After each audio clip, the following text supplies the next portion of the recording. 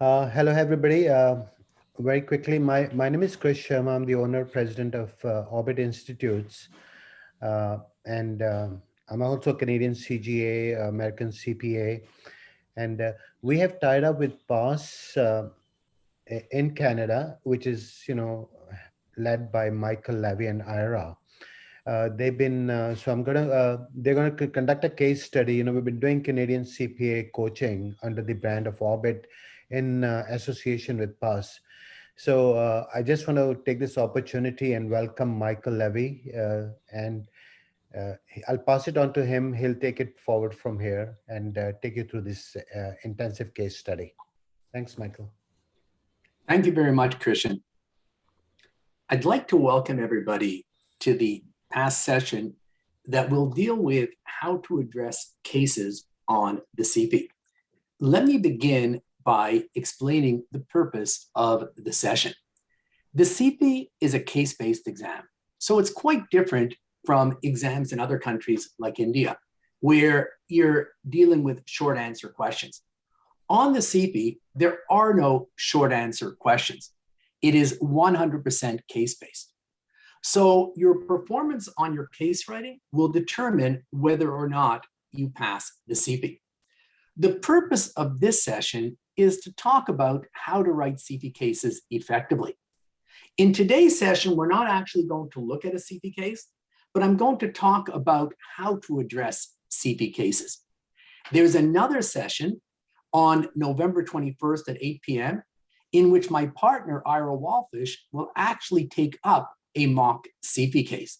So today I'll talk about how to address these cases.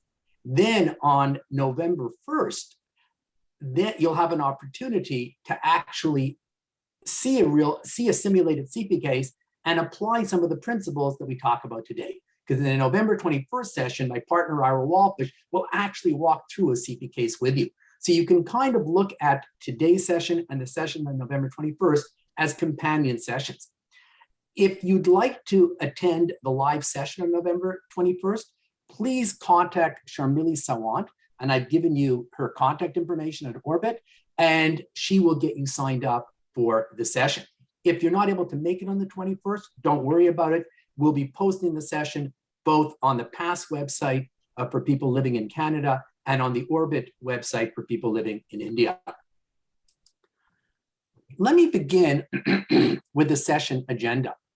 We're going to spend most of our time discussing how to write cases.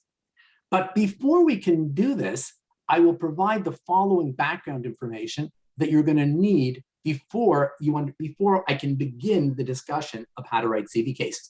There's a certain amount of basic background information you need to understand before you can write cases. We're going to start off with the structure of the CP. We'll then take a look at what the CP is testing, which again is quite different from what you were probably accustomed to when you did your original CA. We'll talk about resources available to a candidate as they write the CP. And then finally, I will explain how the CP is marked. It may be a little difficult for you to fully grasp this today, but by the time we do the next PASS Orbit session on November 21st, and you actually have a chance to see a simulated CP case, with both sessions combined, you'll have a full understanding of how the CP is marked. So look at it like today, you'll get somewhat of a preliminary understanding, but by the time you've been to the PASS Orbit session on November 21st, everything will come together. Before we go any further, I should mention that if you have any questions, you're welcome to use the chat box, but my preference would be that you ask the questions orally by unmuting your mic. If you do ask a question by unmuting your mic, just please remember to mute it again after you ask your question. Otherwise, we have feedback. Let's start with the structure of the CP. The CP is a 3-day exam. The first day is a 4-hour case based on the Capstone 1 module. Many of you are aware that there is a Capstone module which all Canadian students have to attend. And in that module, the students work on a big business case. And the purpose of the Capstone 1 module is not to teach technical or test technical, but to deal with high-level business decision-making. I'm sure you're all aware that due to the MOU between Canada and India, People living in India do not have to do capstone 1. They're exempt. The case on day 1 is based on the capstone 1 module. In the capstone 1 module, you're dealing with a particular mock company. When you come into day 1 of the CP, you're going to write a case that's based on that same company, but they're now dealing with a new scenario a number of years down the road. Now, as I tell you this, many of you are probably thinking, how am I going to write the day 1 case if I don't go to the capstone 1 module? Don't worry about that. What PASS is going to do is give you all the background information you need so you can write the day 1 case effectively. So you will not be at a loss because you did not attend capstone 1. Now, understand that the day 1 case is the least technical part of the CP. They're testing high-level business skills. Day 2 and day 3 are really the technical parts of the CP. On day 2, you're going to write what's called an elective comp. Another term that's sometimes used for the elective comp is roll comp. Both terms are used synonymously. They mean the same thing.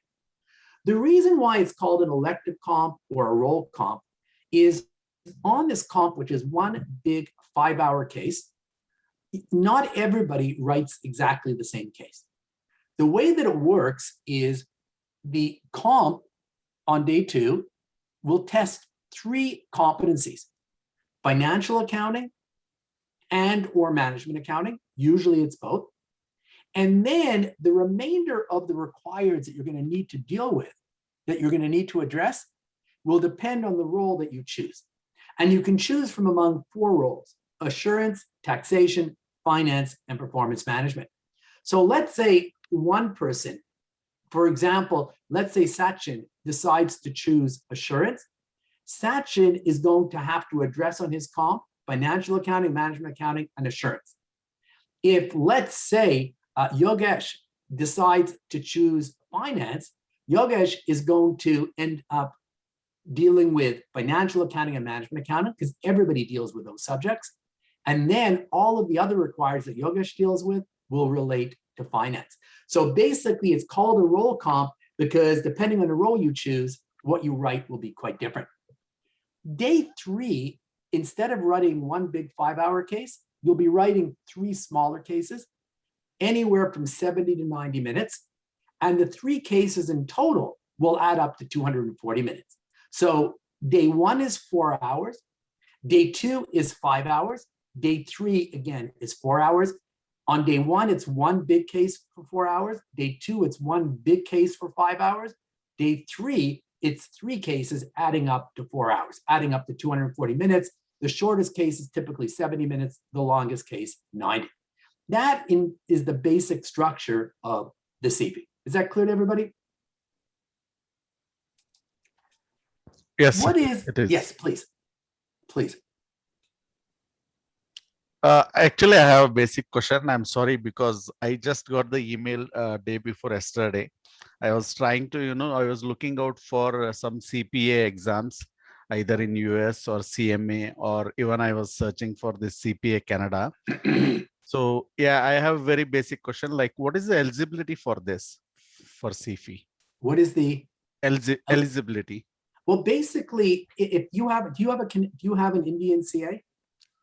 Yes, I am Indian CA. Then but, you're eligible. Then, if you have an Indian CA in good standing, you're eligible to write the CP. You don't have to do, and in order to get your Canadian CPA, all you need to do is write the CP, as long as you have an Indian CA. Okay, and how about I have a cousin who is a graduate in commerce. Okay. If they're a graduate in commerce, then it's very difficult to do the CPA while still in India, because then you have to do a whole bunch of modules, and for the modules you'd be flying to Canada constantly. So if somebody has a degree in commerce, they can still do their CPA, but there's a lot more involved. They'd have to write a whole bunch of exams. If they're interested, your cousin's welcome to email me, and I'd be happy to give them further detail. Okay? Yeah, thanks a lot. No problem. Let's talk about what the CP is testing. The CP tests the candidate's ability to demonstrate competencies rather than simply testing knowledge. If there's one thing you need to understand when it comes to the CP, is it's very different than the exam that you're likely accustomed to. On the CP, they're not simply testing knowledge. They're not asking you to regurgitate knowledge. What they're doing on the CP is they're dealing with application of knowledge. They want to see whether you have the ability to apply your knowledge. So in the case, you may be dealing with a particular accounting situation the company is facing, and you may have to apply your accounting knowledge, or you may have to apply your management accounting knowledge, or your finance, etc. That is basically how it works. I see there's a question in the chat box. Okay, guys, I just want to mention that for today's session, I'm not going to be getting into the whole, spending a lot of time in the process, because my goal today is to talk about how to write cases. So if people have questions on the process, they're much better off just emailing me at some point, or watching. There is a video on the Orbit and the PASS website, a two-part video that goes through the process. So I'd rather not spend a lot of time on that today. But just to answer your question quickly, for the Capstone 1 case, you'll be given the Capstone 1 case by CPA Canada. But because you're not going to Capstone 2, you will have to purchase prior CP cases and marking guides because you're not attending Capstone 2. But again, if you want further detail, just email me. Again, I really don't want to spend time on that today, okay? So again, I'm not going to even answer the questions about eligibility, any further questions about eligibility. If you have questions about that, that's not today's topic, and we really need all of our time for today's topic. Just email me if you have questions that are related to the process. I'm happy to field questions today relating to our subject matter, which is how to write cases, but anything else related to the process, just please email me. Okay, so let's come back to what the CP is testing. So basically, it's very important to get your mind around the fact that unlike the exam you're probably accustomed to, they're not going to be asking you to recite knowledge. They're not going to be asking you theoretical questions. They're going to be simply asking you to write cases, which entails taking the knowledge you have and applying it to case facts. That's what the CP is all about, application of knowledge to case facts. I keep mentioning the word competencies. Competencies is just a fancy word for subjects. There are 6 subjects that are going to be tested on this exam: audit and assurance, financial reporting, management accounting, finance, taxation, and strategy and governance. Those are the 6 subjects tested on this exam. Now, let's say you want to know, what do I really need to know from a technical perspective to get through the exam? So what the CPA Canada does every few years is they put out what they call a competency map. The last competency map they put out was in 2020. And that's the map that would be applicable, for example, if somebody's writing their CP in 022. And it'll continue to be applicable until a new map is put out. They do not put out a new map every year. They usually only put it out every few years. What this competency map does is it literally maps out the knowledge you need to have in each of the 6 competencies. In case you want to look at the competency map, Sharmili will be sending you a copy of this PowerPoint. Once you have the PowerPoint, you can simply click on the URL and you can take a look at the competency map. When you see the competency map, it's a large document and you might find it hard to use because it's so large. So what I always suggest to my students is that the really useful part of the map is really in the what's called the knowledge list and examples, which is toward the end of the map. There's a section toward the end of the map called knowledge reference list and examples. What I would suggest you do if you're interested in seeing what's examinable in each competency is to turn to the knowledge reference list and examples, and that will tell you in detail what you need to know for each competency. Again, there's no need to look at it in detail before you're ready to write, but if you're at the point when you're ready to write the exam and you want to get an idea of what you really need to know in assurance, what do I need to know in finance, etc., I would go to the competency map. Again, as I mentioned, Aaron, you will be getting a copy of the presentation, okay? So don't bother to copy the address right now. Resources available on the CP. Unlike many international exams, the CP does allow you to have what's called the CPA Handbook, which has both the financial accounting and assurance standards, as well as the Tax Act in front of you as you write the exam. It's going to be given to you in electronic form. The handbook is likely to be more useful to you than the Tax Act because most people find it very difficult to read the Tax Act. You can have a 96 word sentence in the Tax Act, so I find it almost incomprehensible. But you may find yourself using the handbook itself. You're not going to have enough time to be constantly looking things up in the handbook. However, in cases where there's a list of criteria that need to be met, say you're dealing with, I don't know, the case comes up and one of the issues is whether we should capitalize development costs. So there are multiple criteria that need to be met. In that type of situation, you will be able to go to the electronic handbook and look up the criteria. You'll even be able to copy the criteria into your response. And then what you're going to need to do is apply the criteria to the case facts. As I mentioned earlier, you don't get much credit on this exam for reciting knowledge. So if the issue of development costs came up, you wouldn't get any credit for simply copying the criteria into your paper. What you would get credit for is tying the criteria into the case facts. And it can be a big time saver to copy from the handbook rather than always writing out the criteria from scratch when there are multiple criteria. But from a marker perspective, the marker doesn't really care whether you copy from the handbook and then apply to case facts, or you just paraphrase the handbook on your own. So you would do whatever is quickest for yourself. So when it comes to the handbook, just to summarize, you have it in front of you in electronic form. You can use it to look things up. But again, if you're constantly needing to look things up, there isn't going to be enough time. If occasionally you need to look things up, that's fine. And then if you wish, you can copy and paste from the handbook into your paper and then apply to case facts. Now I'd like to talk. Arun asks, Sachin asks, is the electronic version searchable? Yes, it is searchable. But again, you're not going to have a lot of time to be doing significant searches. You'll want to be comfortable with a handbook before you come into the exam. One of the things we do at PASS to get you comfortable with a handbook already very early on is when we give you the technical binder, it is cross-referenced with a handbook. So if we're dealing with a particular handbook section, we're summarizing it for you, we'll tell you where to find the critical handbook paragraphs that you need. So hopefully you'll be comfortable with it when you come into the exam. So the handbook certainly is searchable, but hopefully you're not going to be spending a huge amount of time searching for things during the exam just because of time limitation. Aaron asks, my pleasure. Aaron asks, is this like an open book exam? It is a little bit like an open book exam because you do have the handbook in front of you, but it's not quite like an open book exam because you don't have any of your technical sources in front of you. You can't, for example, bring the past material into the exam or textbooks into the exam. But it's a little bit like an open book exam in that you do have the handbook in front of you. You also have the Tax Act in front of you. Although, as I said earlier, I don't think you'll find the Tax Act terribly useful during the exam. Let's talk now about the marking of the CP.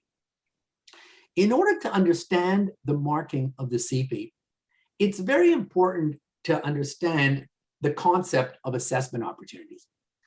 And again, if you don't fully understand it by the time I'm finished right now, don't worry, you will fully understand it by the end of Sunday after Ira's walked you through a case. Because when Ira walks you through a case, you'll see examples of assessment opportunity. Basically, and for every required, there will be at least one assessment opportunity that is used to mark that required. So let's say, for example, the required is to deal with the accounting for discontinued operations. There will be an assessment opportunity that is used to mark your performance on that particular required that entailed dealing with discontinued operations. On a day 3 multi, these are the short cases between 70 and 90 minutes. On a given case, there's probably 6 or 7 AOs. On the day 2 roll comp, there it's a big 5-hour case, so there'll be somewhere between 12 and 15 AOs. The exact number of assessment opportunities, AOs is just simply the acronym.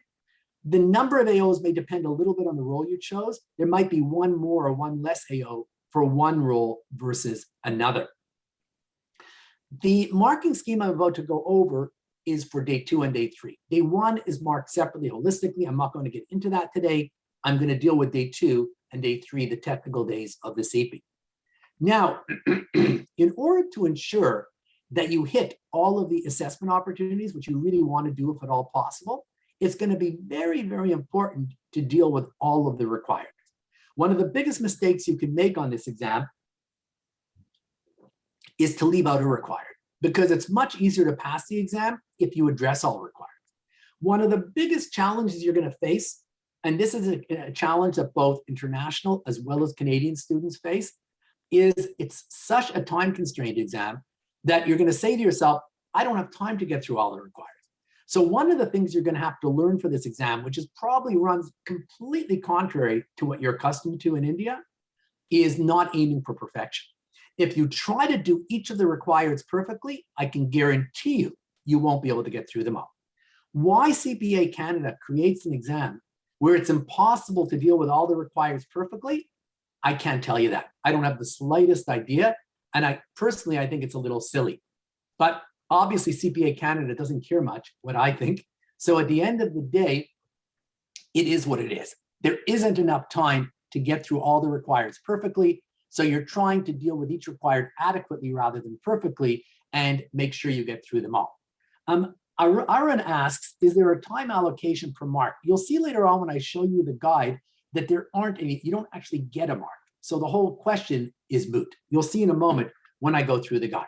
The way that the time allocation works is you're given a certain amount of time per case. So on the multi, on each case, it'll show 70 minutes or 75 minutes or 80 minutes or 90 minutes, and that's it. Let's take a look now at the marking scheme. But before we do, Sachin asks, do the AOs have designated marking? I'm not sure what that means. Maybe you can speak up if you want to unmute your mic. I don't know what that means, Sachin. Yeah. Hi, Michael. I meant that whether the AOs are specifically marked, like it is for 20 marks, it is for 50 marks. Is it like that? No, there are no marks. That's what I was saying before. There are no marks. I'll explain how, instead of marks, you have something else, which I'm just about to show you. Okay, let's take a look. For each AO, rather than giving you a numerical mark, what they're going to do is they're going to give you they're going to assess you at one of these 5 levels. If you don't address the required at all that's associated with that particular AO, you're going to be assessed as not addressed. If you address the AO, but very poorly, you'll be assessed as nominal competence. Nominal competence is worthless, buys you nothing. If you dealt with the AO, not quite at the level they were looking for, but you still did a reasonable job. It's just that you weren't at the level they were looking for, but you're kind of partway there. You'll get reaching competence. If you address the AO at the level that they were looking for, not necessarily perfectly, competent doesn't mean perfect, but you did a reasonably good job at the level they were looking for, you'll get competent, and that's what you're aiming for. You want to get competent. You don't need to be perfect, but you want to do it well enough to get competent. So if you did a good job at the level they were looking for, they will assess you as competent, as opposed to reaching where you were only kind of partway there. And then finally, if you do an amazing job, you'll be competent with distinction. These are the 5 levels at which you could potentially be assessed for each AO. So there's no mark, there's no number here. Now, let's take a look now at the passing profile. In order to pass the CP, Aaron's asking, what is the meaning of assessment opportunity? Is this from perspective of a tax return preparer, or from, I don't understand what you're asking. Yeah, hi, this is Arun. Hi. So you call it as an assessment opportunity. So does this mean it is a test for a student how good he is in filing a return or filling the return form? Or is this from the internal revenue service? Like in US, I don't know what is the revenue service in in Canada. It's called the CRA, but I'm not sure what that has.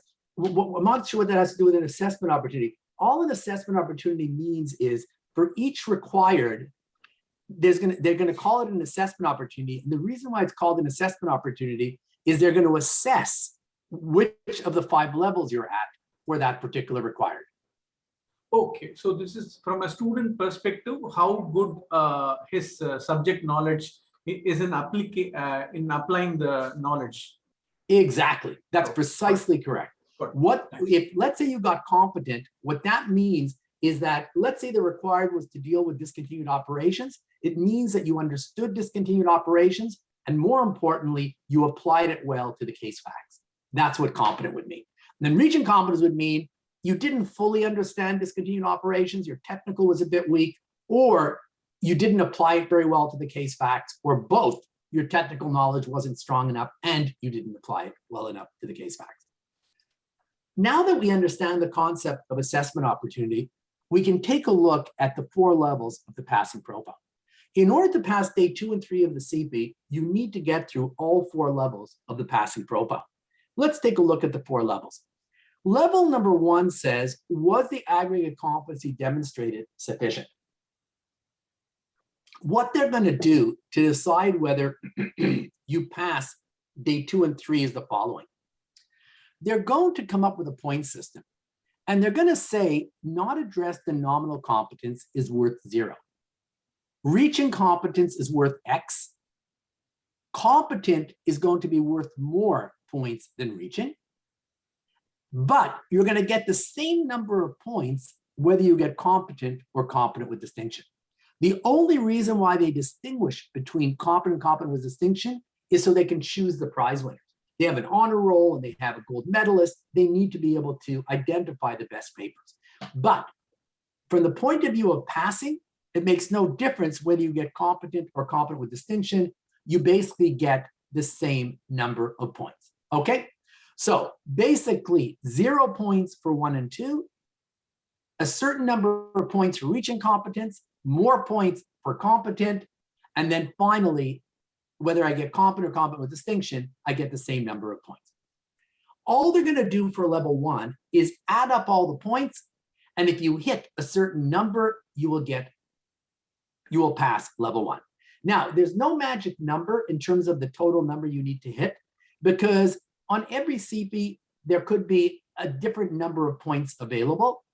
So there may be more or less assessment opportunities available. Also, it'll depend on how difficult the CP happened to be. So there's no particular magic number that you need to hit. But if you're getting competent some of the time, reaching competence some of the time, you're likely to pass level 1. You don't need to be getting competent 100% of the time to pass level 1. Level 2 focuses specifically on financial accounting and management accounting. And what they're going to do for level 2 is they're going to ask themselves, did this candidate get enough depth in either management accounting or financial accounting? Now, what does getting enough depth mean?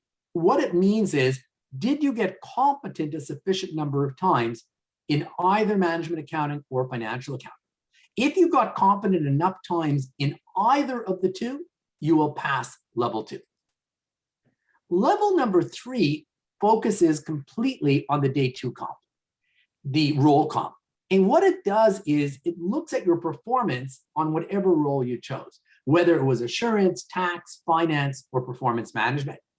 And what they're going to do for level 3 is they're going to just look at the AOs that related to your particular role on the comp. So let's say on day 2, I chose assurance as my role. For the purpose of level 3, all they're going to do is take a look at how did I perform on all the assurance assessment opportunities that came up on day 2 comp. If my friend chose finance, they'll take a look at how she did on all the AOs that came up in finance. To pass level 3, you will need to get competent a certain number of times.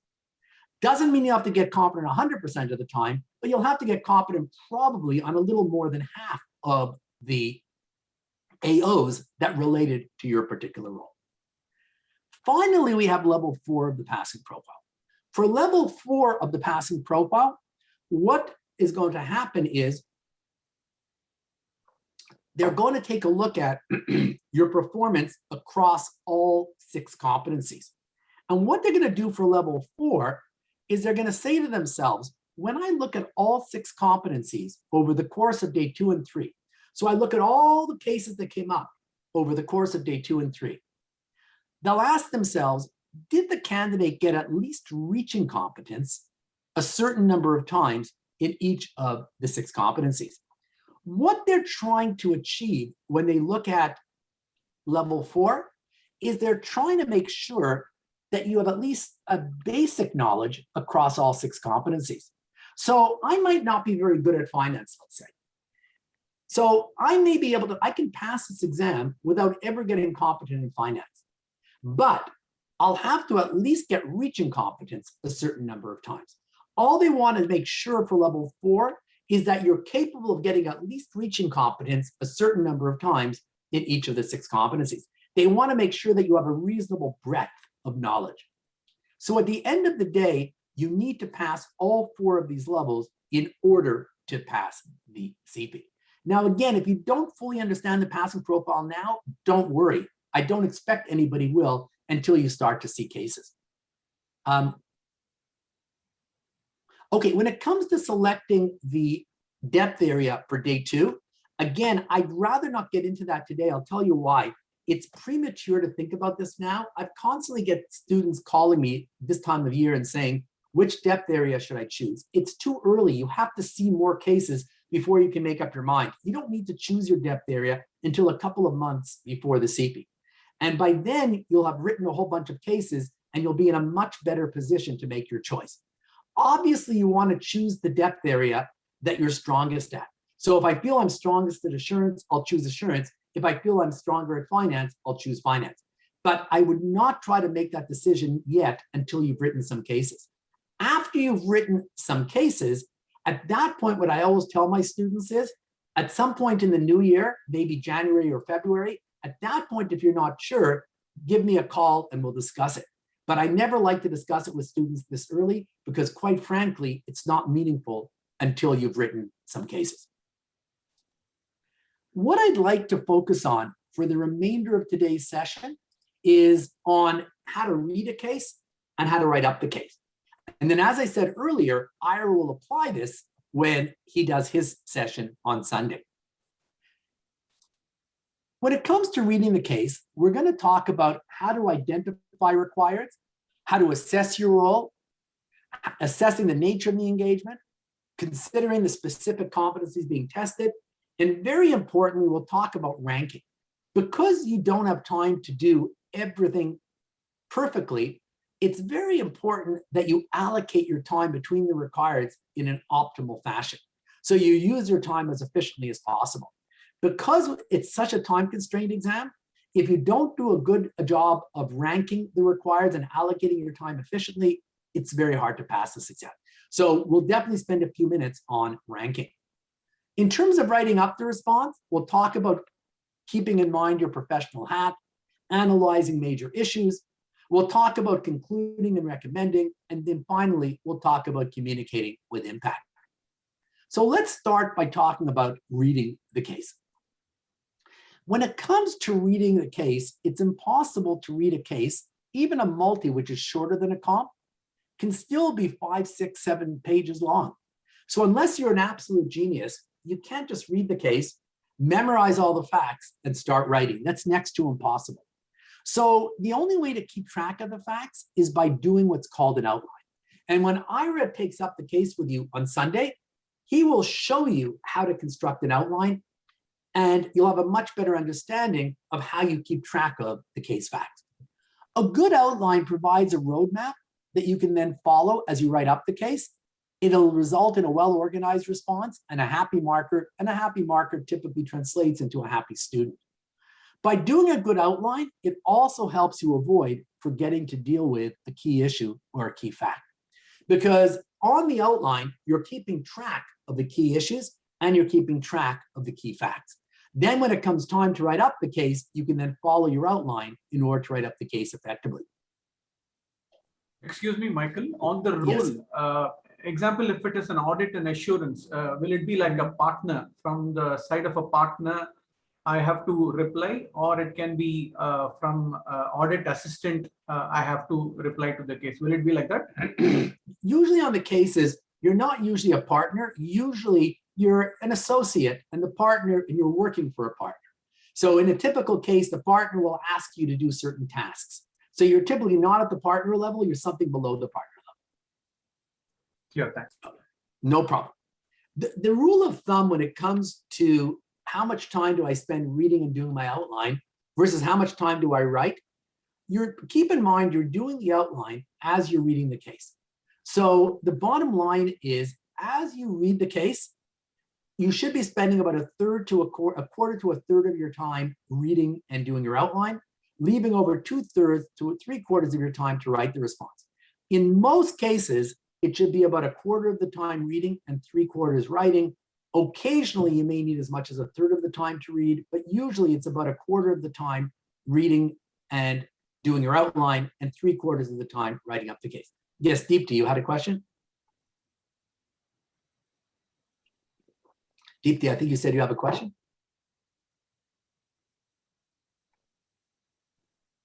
Did you want to ask? Okay. Did you want to ask your question?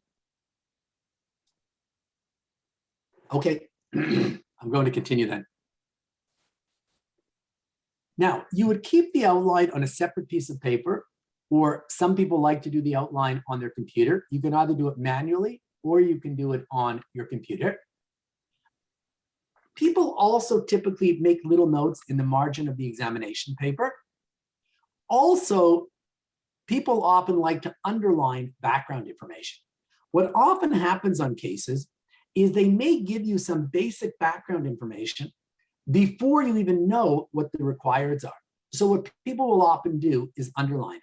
They may tell you in the second paragraph of the case, before you even know what you're required to do, they may tell you, for example, 80% of the company's sales are in Asia. That's an example of background information.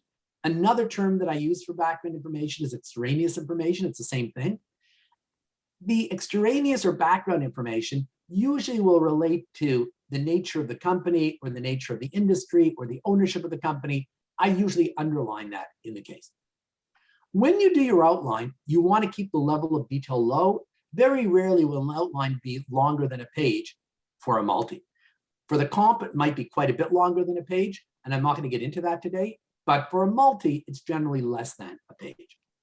These are the sorts of things that Ira will be tracking in his outline when he takes up a case with you on Sunday. In your outline, you would typically keep track of the different requirements. Most of the requirements are in the main body of the case. You'll see when you see a CP case or a simulated CP case on Sunday, that the way that a typical case is structured is you have the main body of the case, which is usually about a page, and then you have a bunch of appendices. Most of the requirements are in the main body of the case, but there can be the odd required that is in the appendices. What else are you going to keep track of in your outline?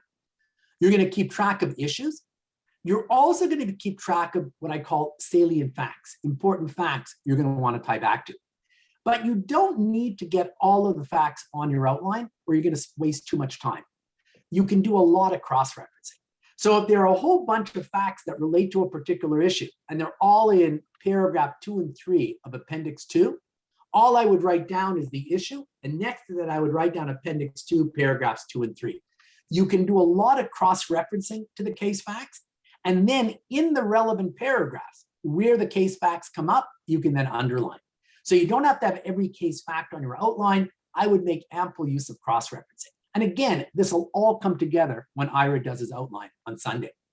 I also keep track on my outline of the types of number crunching that I'm planning to do for the case. Most CP cases, almost all of them, involve some number crunching. Very rarely, they will give you information on either key/critical success factors. They mean the same thing, key success factors or critical success factors. They simply mean things that the company needs to do well in order to succeed. They rarely give you this information, but if they do, you'll want to track it. You may want to put down on the top of your outline what your particular role was on the case. On different cases, you can be playing different roles. On one, for example, on the day 3 multi, in one case, I might be playing a business advisory role. In another case, I might be playing an auditor role. I don't typically put my role at the top of my outline, but some people like to. I find that I don't forget my role once I see it. Finally, they may give you information on constraints, things that would constrain the company from doing what they would ideally want to do. If they do give you information on constraints, there could be, for example, a financing constraint, Or there could be a human resource constraint. You would put that on your outline. Similar to the case of critical success factors, usually you don't have information on constraints, so usually you're not putting on your outline, but I'm giving it to you just in case. When you finish doing your outline, you would then try to come up with a time allocation for each required, and we'll talk about that in just a moment. I see a question here. Can we say outline is like a scratch pad? I don't know what you mean by scratch pad. Arun, I don't know what you mean by that. What's a scratch pad? Is it like a tool which is available as an attachment to the question paper where I can make note of the issues that is provided in the case without? I'm sorry? Yeah, is it like an attachment or a tool that is available along with the online testlet, which I can use for referencing? It's not really a tool. All you're doing is you're starting with a blank slate, and on a plain piece of paper, or on the actual either on a plain piece of paper or electronically, say in a Word document. You're just starting with a blank slate and you're keeping track of the points that I just gave you here. Okay, so it's not a tool or a program or an app. It's simply a blank piece of paper where you're keeping track of everything you see here. But again, don't worry if you don't fully appreciate this, because look at today's session, as I mentioned earlier, as a companion to the session on Sunday. And on Sunday, you'll actually see Ira walk through a case and pull the outline together, and then you'll have a better understanding. Okay? Sure. Thank you. Sure. No problem. And Pooja says it's like highlighting key areas and keeping important notes. I would agree with you. It's really where you're keeping track of all these areas you see here. You're trying to highlight what are the requireds, what are the issues, and then you're trying to cross-reference to the key facts you're going to tie back to. When it comes to the requireds, one of the nice things about the exam, which is very different from the predecessor exam that you used to have to write into Canada up until a few years ago, is that today, the exam is very explicit. Almost all of the requireds are explicitly asked for. There may be the odd implicit required that you need to figure out for yourself, but almost all of the requireds are explicit. Very, very occasionally, maybe once on the whole exam, and maybe even less than once. In some exams, it may not be present at all. There may be a big picture required, where you're not explicitly told to address something, but it's hinted at. There's some major issue facing the company and you need to deal with it. That's what I call a big picture required. There may be the odd big picture required, but again, it may not come up at all in the exam. Even if it does, it may come up just once.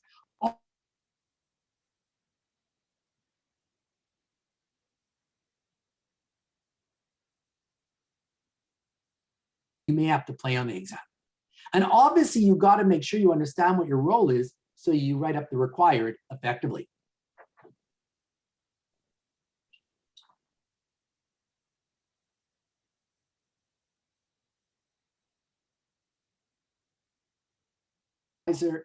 You might be an internal accountant. There are different roles you can be asked to play. When you're playing a role, if you're working for more than one party, there can always be the possibility of a conflict. What's good for one party,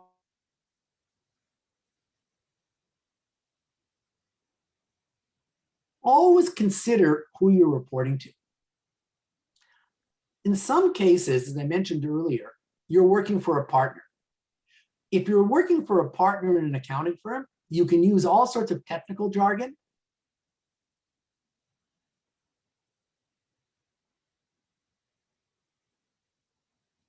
For, let's say, an owner manager, you're playing the role where you were hired to do some consulting work for an owner manager.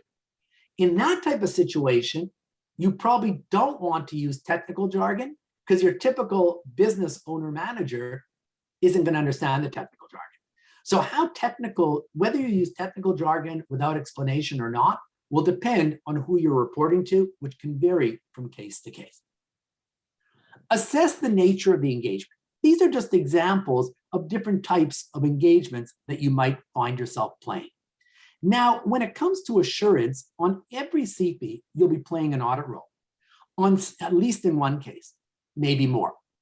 But on some CPs, you may also have to play a review role. always pay very close attention to whether you're playing an audit or a review role, because that will determine the type of work you need to do. One of the mistakes that some students will make is to treat an audit like a review. You never want to do that. If they ask you to do a review, then make sure you come up with procedures that are at the review level rather than the audit level. Occasionally, you may be asked to do special engagements. In other words, engagements that do not relate to financial statements. There are different types of special engagements in Canada. That is one of the things that will be covered in the assurance technical notes in the past course. We recognize that special engagements is something that's probably quite different in Canada than from what you're accustomed to. So that's one of the areas where I think you'll find the past notes very helpful, because what we'll do there is we'll go over the different types of special engagements available in Canada, because occasionally you may be tested on special engagements in the exam. These are assurance engagements that do not relate to financial statements. So for example, you might be asked to deal with an assurance engagement dealing with compliance with an agreement. That would be an example of a special engagement case. Every case will test multiple competencies. So after considering the requireds and the issues within the required, you can have a required, which is to address control weaknesses. And then there may be a number of control issues that fall out all within the required. You may want to ask yourself what competencies are being tested.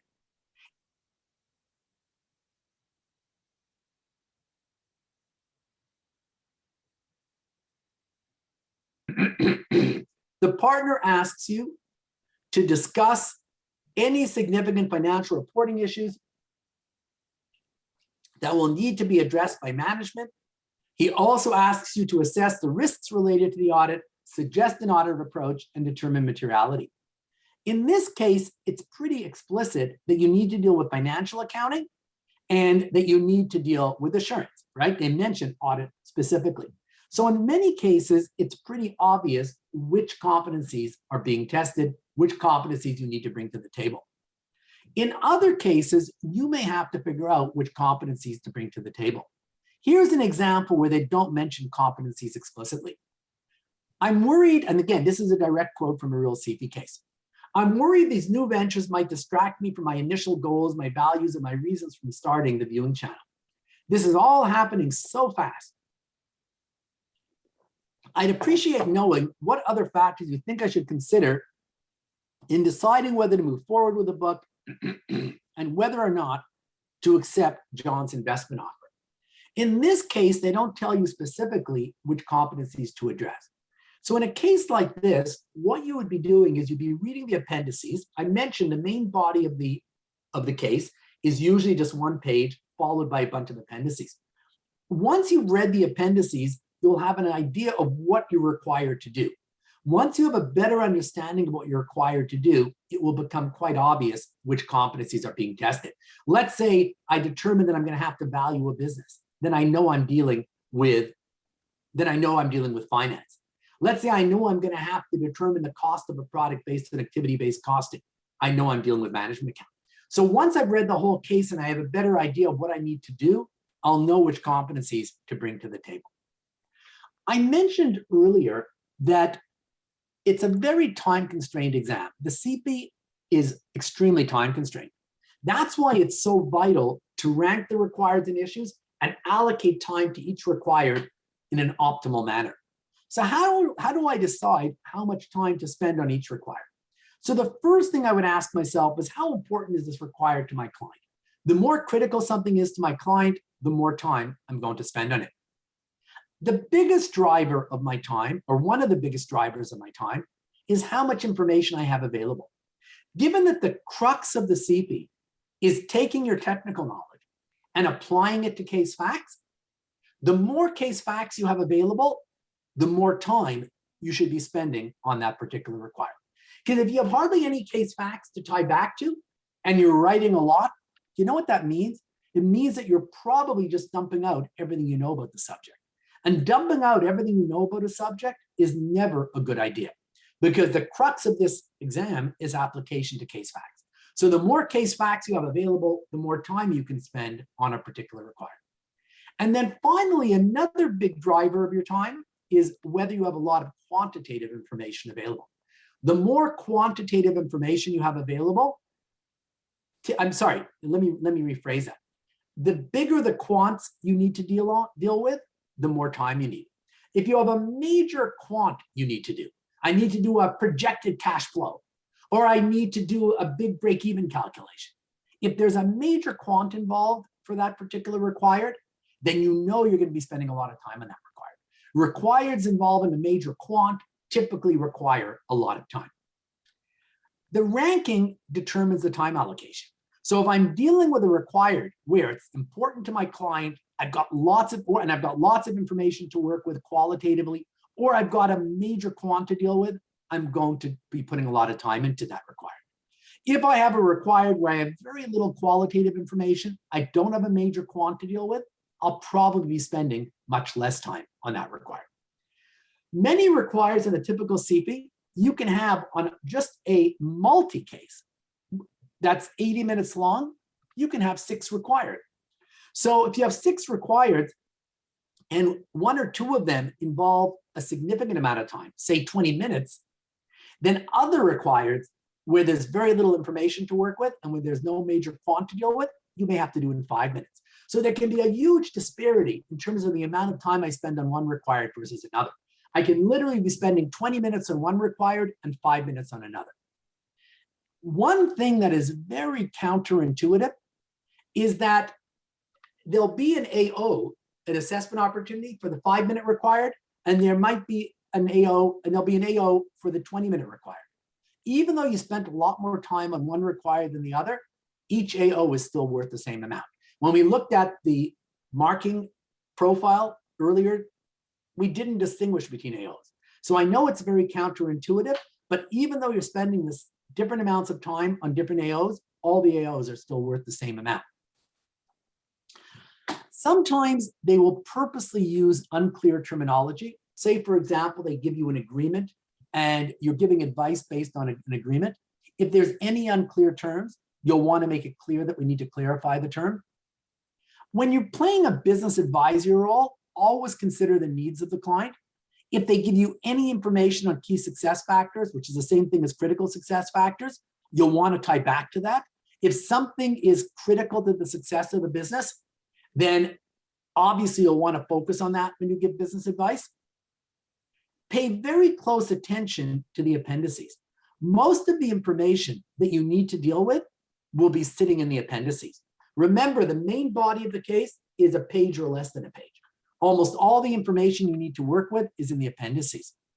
As you're walking through the appendices, the bottom line is there could be the odd new required sitting in the appendices. Most or all of the requireds will be in the main body. So in some cases, there are no new requireds in the appendices. In other cases, most of the requireds are in the main body, but there's the odd required in the appendices. So as you're going through the appendices, keep an eye out for new requireds. You may or may not find new requireds. Sometimes there won't be a new required in the appendix, but the appendices will provide further clarification of requireds that already came up in the main body of the case. Once you have a better understanding based on the appendices of what you need to do, once the appendices clarify what you need to do for the requireds, at that point, it becomes much easier to recognize which competencies to bring to the table. Am I dealing with assurance? Am I dealing with finance, etc.? Almost all of the critical facts that you need to tie back to are going to be sitting in the appendices. There aren't a lot of facts in the main body. The main body is generally going to be primarily background information and requireds, the odd case fact. Most of the case facts are in the appendices. Now that we've talked about how to read the case, what I'd like to spend the last few minutes of our presentation on is writing the case. When it comes to writing the case, it's very important to try to write professionally. Now, what do I mean by writing professionally? The most important advice I can give you is to be concise. Try to get your point across in as few words as possible, because it's a very time-constrained exam And if you're verbose, you will not have enough time to get through the case. Keep in mind the audience orientation I mentioned earlier. If you're writing to a partner, you can be very technical. If, say, you're writing to a manager of a business, try not to be too technical. And if you do use technical terms, make sure to explain the terms. Try to write in a professional tone, okay?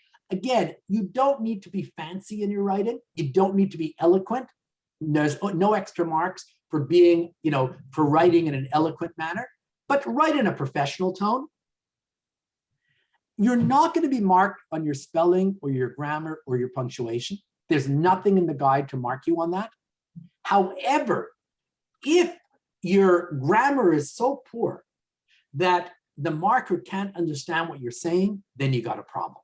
So I wouldn't get too hung up on spelling, grammar, or punctuation, but don't let it get bad to the point where the marker cannot follow your response.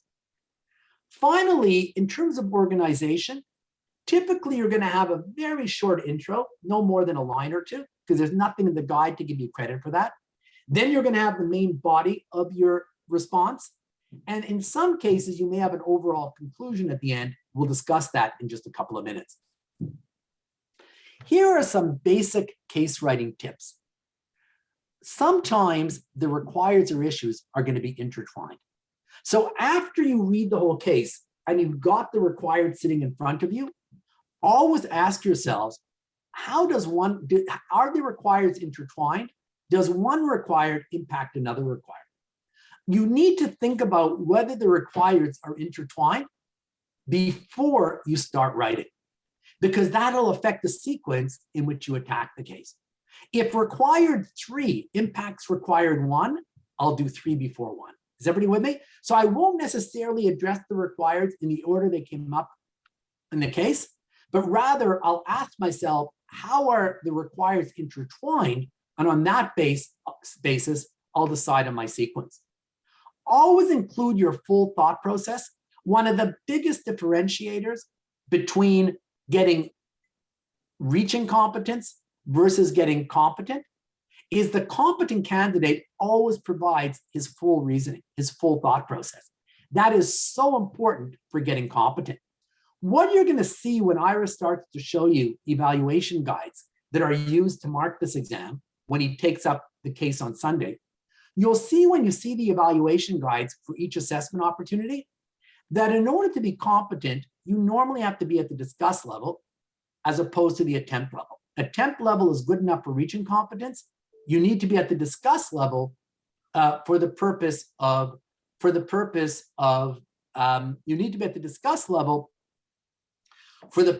getting competent. Being at the discuss level generally means that I provided my full reasoning. Reaching competence candidates will often say things that are 100% correct, but they often will not provide their full reasoning. And if you don't provide your full reasoning, you're only at the attempt level, and therefore you're going to get reaching competence, because to be at the competent level, you need to be at what's called the discuss level, and discuss level means providing your full thought process. Feel free to question management's assumptions. If management is making an assumption that seems unreasonable, say you're doing a projected cash flow and management gives you an assumption which seems unreasonable based on case facts, you should be questioning it. Now, when you're writing up your case, here are some don'ts. Don't contradict yourself. That's one of the worst things you can do. It shows the marker you don't really know what you're talking about. Don't repeat yourself, because if you repeat yourself, you're wasting time. And time is a precious commodity on this exam. Don't avoid number crunching. Number crunching could be a major part of a required. And you can have a number of requireds that are almost 100% numerical. So if you avoid number crunching, impossible to pass this exam. Don't come into the exam with rigid templates. When a particular scenario comes up, I'm always going to just jot down the following points. You need to be flexible because every case is different. Try to avoid saying too many things that are technically incorrect. Let me explain what I mean by that. What I mean by that is the following. Getting competent is not just a function of saying things that are correct. It's also a function of not saying too many things that are incorrect. So at the end of the day, it's not like when an issue comes up, you can just jot down a whole bunch of points and hope that some of them are correct. Being competent means not saying too many things that are incorrect. Does that mean there can't be anything incorrect? Of course not. They're not looking for perfection. But if there's a lot of stuff that's incorrect, that's when it can start to hurt. When it comes to concluding, remember to conclude and wherever possible, make a constructive recommendation. Very rarely will it be appropriate to just say, give up. If your client wants to do something and you're playing an advisory role and it doesn't look like something's going to work, and it doesn't look like it's going to work, then at the end of the day, tell the client how to make it work. Wherever possible, try to be constructive. Don't jump to conclusions. Make sure you've read the whole case before you think about conclusions. That's more of a psychological thing. Some people always jump ahead and based on half the case facts, they've already made up their minds on the conclusion. Try to avoid that mindset. Never think about the conclusion until you've read the whole case. There are 3 levels at which you can potentially conclude on a CP case. Number 1, you can conclude on a specific issue. The issue might be how to account for development costs, whether to capitalize or not. And you may need to conclude capitalize or don't capitalize.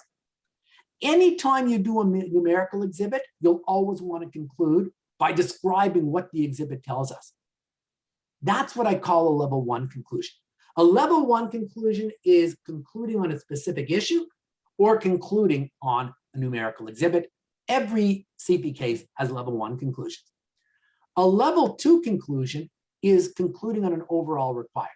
The required might be to decide whether the company should enter a new line of business. It could be that based on your quants and based on your qualitative analysis, I now come to an overall conclusion on that particular required. Level 2 conclusions are relevant on every case. Level 3 conclusions only come up on a minority of cases. Level 3 conclusions only come up in cases where you have a number of requireds to address and they're all leading up to one big decision. In that type of situation, you would have to come to an overall decision based on those requireds that led to the decision. So for example, you might have a situation where a client is trying to determine, should I start up a business? And it could be that you need to deal with one required relating to finance and another required dealing with, qualitative analysis, and another required dealing with XYZ. And then on the basis of your response to each of the requireds, you may then need to come to an overall conclusion. So level 3 conclusions, not relevant on every case, but relevant on some cases.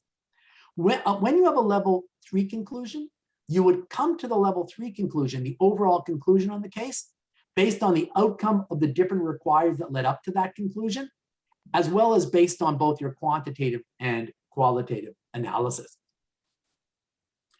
So just to end the presentation, guys, what you're doing on CP cases is you're taking your enabling skills, which is your soft case writing skills, which PASS will help you develop, and you're using your technical knowledge and applying that technical knowledge to the situation, to the case fact, in order to effectively write up the case. When it comes to big picture issues, I mentioned at the beginning of the lecture, they're not common on the CP, but on some CPs, there might be the odd big picture type issue where you weren't asked explicitly to deal with something, but where they hinted at it very strongly. And in that situation, you'll have to deal with it even though it wasn't asked for explicitly. When it comes to these big picture issues, if they do come up on your exam, because they're not being asked for explicitly, you may have to step away from the details and see the forest from the trees in order to pick up on it. But I don't want to put a big emphasis on the big picture because it does not come up a lot. As I mentioned at the beginning of the lecture, almost all of the requireds are very explicit. This concludes our discussion of how to write CP cases. Again, it'll all come together quite nicely after Sunday session when you see an actual case being taken up. If you're not able to make Sunday session, I strongly recommend you watch the video, which will be posted after the session on both the PASS website as well as the Orbit site. Before we end today's session, are there any questions? Arun here. So when we reply to an answer, should we use small paragraphs or we can use bullet points? Very good question. I'm a strong believer in using bullet points, but I find that some students use bullet points effectively and others do not. The bottom line is that some students, when they use bullet points, they don't write with sufficient clarity. So I find that some students, when they use bullet points, they're too cryptic, and as a marker, I don't understand what they're saying. That type of student should not use bullet points. But if you're able to use bullet points and be clear at the same time, then bullet points are very effective. I wrote my exam many years ago, but if I recall correctly, I think I did use bullet points, but I tried to be very clear at the same time. Any other questions, guys? Okay, if there are no— sorry, I have a question. Yes, please. Pooja, please. Hi, Pooja. Hi. I have done my, sorry, I do not have much knowledge of the Canadian CPA, but I've completed my chartered accountancy course in India. And if I wish to pursue a Canadian CPA, can you just tell me like the top 3 things that I need to do, like apart from giving and writing the case that you've just explained? You want to understand the process? No, I mean, not the process, but you know that like, I mean, what do I need to do to, I mean, how easy is it for me to get a Canadian CPA for a chartered accountant from India? Okay, good question. I'd be lying to you if I said it was easy, okay? It's not easy, but it's very doable, okay? We're very pleased with how our Indian CAs have done, because many of them have made it through, but there's a huge effort involved, and it takes a lot of time. The biggest challenge that my Indian CAs have is learning how to write cases, because I've now worked with Indian CAs for years. Okay, I think we trained our first Indian CA, I think, in around 2012. So we're going on 10 years now. And what I can say is, compared with my Canadian students, my Indian CAs are probably technically stronger because they've already all passed the CA exam. My Canadian students haven't passed any professional exam yet, right? This is their first professional exam. So you guys have already been weeded out. Only the best and the brightest can make it through the Indian CA. So by the time you come to my course, I know you're highly into technical perspective. I don't think you'll have a big problem. The big challenge you're going to face as an Indian CA is the case writing. Unlike my Canadian students who are writing cases,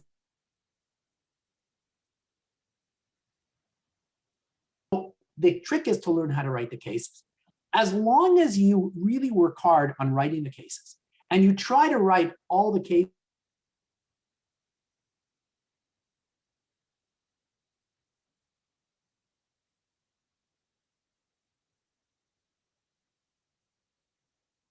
then your chances of passing is much less.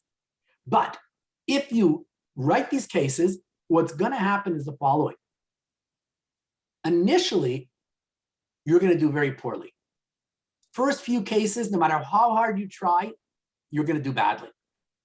But over time, you're going to learn how to write the cases so that by the time you get to the CFE, you should not have a problem. So to just answer your question, is it easy? No. But is it doable to pass the Canadian CFE? Certainly is. I think I've answered your question, right? Yes, thank you so much. My pleasure. My pleasure. I have one more question. You are referring to Arun here. So you are referring to competencies. So will this be similar to the IELTS exam where you have a band system, like band 8 is considered to be good? Is it similar to that? I'm not familiar with the IELTS system. I'm not sure. To be honest, I can't really answer that because I'm not really familiar with that. with Yeah, the it is actually an English proficiency exam that we need to clear when we apply for Canadian immigration. So it's like a English competency test. right. No, I know what it is, but I don't really know like I've never seen the actual test. So you're saying they're different bands? Yeah, they will call it as a band. So band 6 is considered to be, as you told, an attempt, and band 8 will be a person who is competent. So it's similar to that. I'm not sure if it's exactly the same. I mean, I went over how the marking works. I guess there's some similarity, but I don't know if it's I don't think it's exactly the same. And is there any passing percentage or a percentile? Example, 80% if we get, we would clear. Is it like that? Yeah, there is no, because there's no mark. You know what I mean? I showed you the passing profile. It's a little bit different. There is no mark. What they'll do is they'll just, if you pass the 4 levels that we went through earlier today, then you'll pass the exam. Do you see what I mean? You just have to make it through these 4 levels and you pass the exam. So there is no percentage. So it's not like you get a 60% on the exam or an 80%. You don't get a number, okay? So it's a little different, very different from what you're probably accustomed to. And what is the duration of the exam? I'm sorry? What is the duration of the exam? Is it like 8 hours exam or 4 well, hours? Again, we went through this. I don't know if you were here at the beginning, but it's 3 days. The first day is 4 hours, 1 big case. The second day is 1 big 5-hour case. And the third day is basically 3 short cases adding up to 4 hours, okay? So it's 4 hours one day, 5 hours the next day, and 4 hours the following day. And we need we need to visit Canada to write these exams, or we can write from India also? Right now, you have to visit Canada to write the exams. CPA Canada, prior to COVID, was looking into offering the exams in India, and I hope they'll still follow through with that. But right now, you have to, as things stand right now, you have to come to Canada to write the exam. Thanks for clarifying all my questions. I'm sorry? Sure, by all means, Pooja. Thanks for clarifying all my questions. Oh, my pleasure. Absolutely. My pleasure. Okay, this is from Workfront. Assuming we have a CPA, a Canadian CPA, or we don't have a CPA, Canadian CPA, and we're in the process, is it possible to be in India and get work from CPA firms from Canada in India? You know, it's a good question. I mean, all of the big firms have affiliates in India. So, you know what I mean? So, but I don't know how easy it is to work for the Canadian firm while you're in India. So let's say you work for PwC. I would think that PwC Canada probably hires people in Canada, and their affiliate would probably offer work in India. Now, when it comes to industry, let's say you have good knowledge of Canadian GAAP. There might be, I don't know, but there might be in industry companies who are looking for people who know Canadian GAAP, who can help them. So it could be, but I'm really not sure. I'll be honest with you. That goes beyond my knowledge. And is there any? Sure, please. I'm sorry. Is there any material like when I was doing my research on the US CPA, I was many friends told me that I should refer the Becker's material. So I'm sorry. Refer the Becker's material. I have a lot of friends who've pursued CPA and suggested. So I was doing my research on US CPA. Is there some material which we can refer, which can help us develop better case writing skills? Oh, well, we're going to be providing you with a lot of material on how to develop your case writing skills. That's a big part of what we're offering. A big emphasis in the past course, we will give you different types of material which we'll walk through with you to teach you how to write cases. That's a big part of what we'll be doing. Really, the past course is really broken up into 2. Part of it will be helping you upgrade your technical, but a big part of it is going to be teaching you how to write cases. And for that, we've developed our own material. Okay, thank you so much. Thanks a lot. My pleasure. Okay, everybody, thank you all for attending the session. I hope you found it useful. And if you think of any questions after the class, by all means, feel free to email me. I guess Sharmili will be sending you this presentation. Sharmili, feel free to give everybody my email at the same time. And people are more than welcome to email me if they think of any questions following the session. Okay. And thank you. I'm glad people found it. Some people just wrote in the chat box. Thank you very much. And again, my pleasure. If you think of any questions following the session, by all means, feel free to email me. Thank you Okay, so I much, wish Michael. everybody Thank you. a good evening. Thank you. My Thank you pleasure. so much, Michael. And I'll be sending all of you the presentation with email of Michael. So if you have any questions, you can definitely send him an email. Sure. Okay, great. Okay, so everybody have a good night, everybody. Take care and keep well. Thank you. Bye-bye. Bye-bye.